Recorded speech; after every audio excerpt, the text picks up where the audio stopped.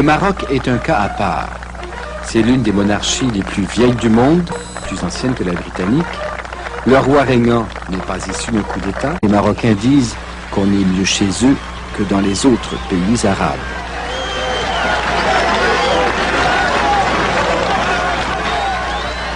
Il est du monde arabe, mais il a tourné son pays vers l'Occident. Où sont partis les bagages? Où sont partis les bagages? Arabes. Hassan II, c'est une enfance marquée au fer d'une éducation à la française. C'est aussi une enfance passée sous le protectorat français. Désigné prince héritier, il n'a pas encore 20 ans lorsqu'il va en France demander l'indépendance. C'est considéré qu'à la base de tout système diplomatique qui pourra unir le Maroc et la France, il doit préexister comme une condition sine qua non une interdépendance de cœur. C'est celle-là qui conditionnera toutes les autres.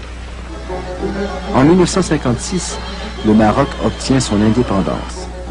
Le peuple voue une affection sincère au roi Mohamed V. Le prince Moulay Hassan sera le complice et l'homme de confiance du roi. « 1961, Mohamed V meurt. Désemparé, il dira plus tard qu'il a dû à la fois enterrer un père et un prince héritier qui ne pensait jamais accéder au trône. C'est un père que j'adorais parce que nous étions devenus, avec tout le respect que l'on doit à son père et à son roi, nous étions devenus comme de très grands amis.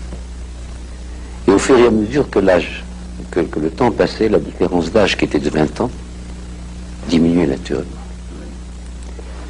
Et c'était pour moi un cataclysme. Il a fallu que je puise dans l'amour de mon pays, amour qu'il a su m'inculquer toutes les forces pour essayer de lui succéder.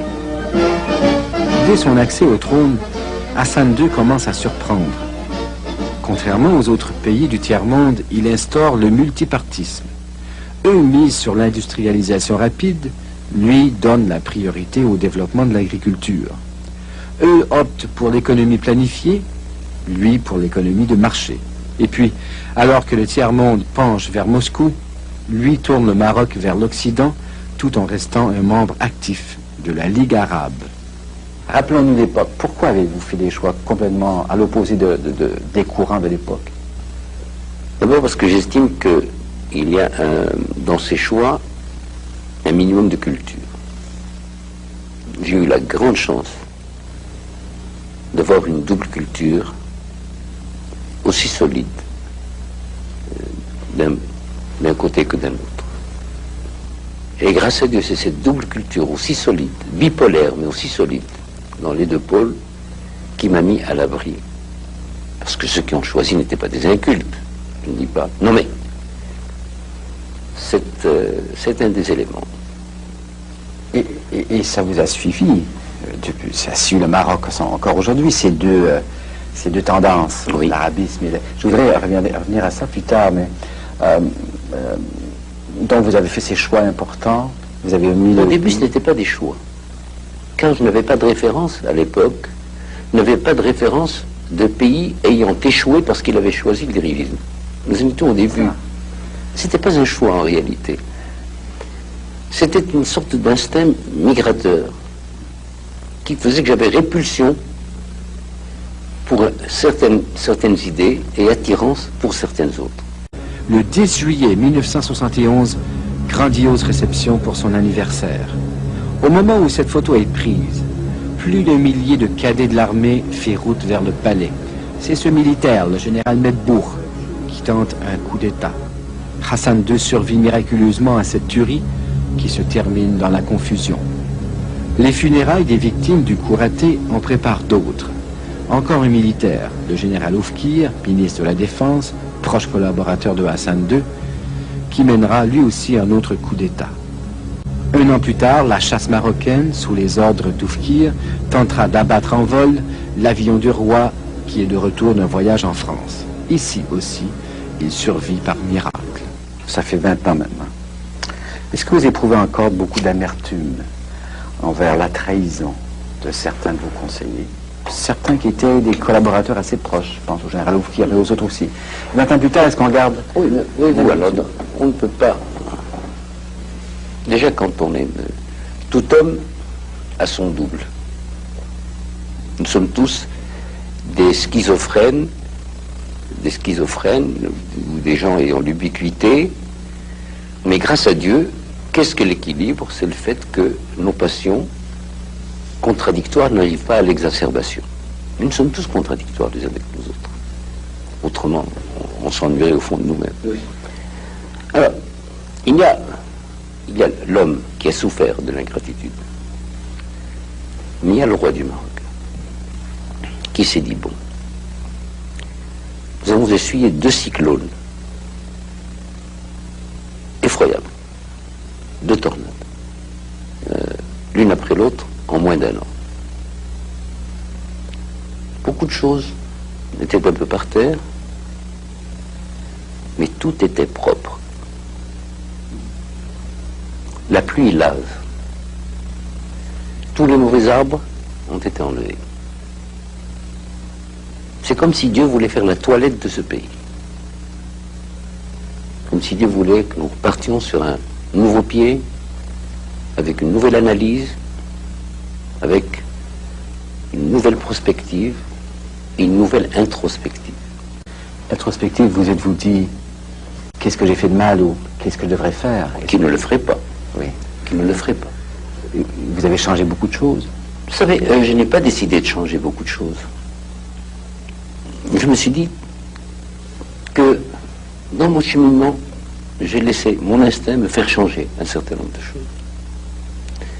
Mais je n'ai pas prétendu changer la nature humaine, car il y a eu des ingrats, il y a des ingrats, et il y aura toujours des ingrats.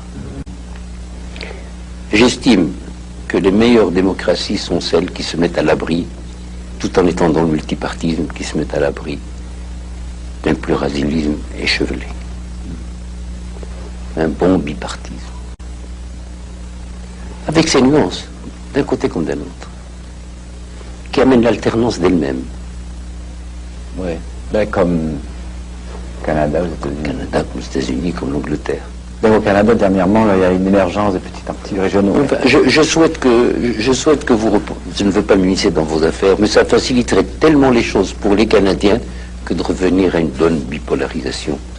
Comme ça, on ne se perd pas dans les rues. Je suis païen, Dieu me pardonne, que lorsqu'il s'agit de mon pays, et je suis païen aussi lorsqu'il s'agit de mes compatriotes et de mes concitoyens.